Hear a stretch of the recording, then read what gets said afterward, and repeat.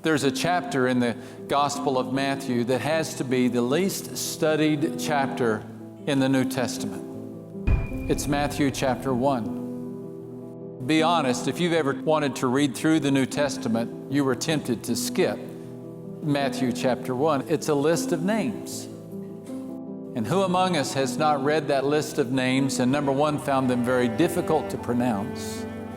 And then number two, found it very difficult to understand what relevance this chapter has in our lives. Yet Matthew, inspired by the Holy Spirit, felt it right to inaugurate the teaching of the Advent with a reminder of the ancestry of Jesus.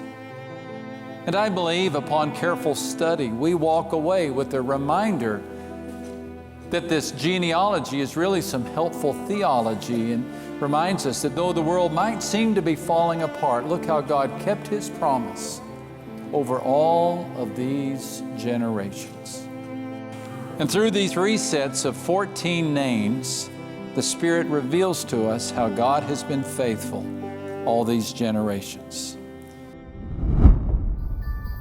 And Jacob begot Joseph, the husband of Mary, whom was born Jesus, who is called the Christ.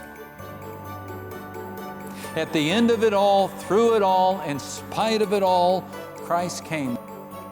Through the fog of judgment, Christ came. And though the people forgot God, Christ came.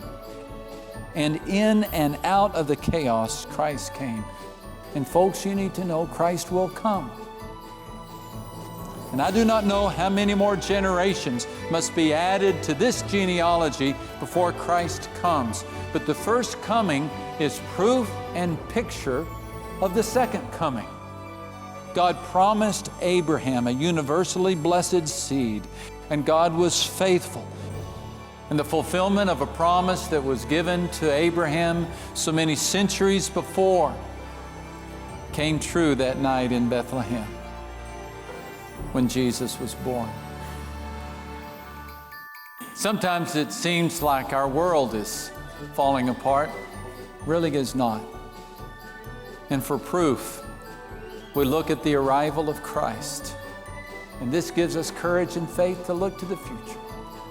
Set your hearts toward that day. Let that be the big moment in your future.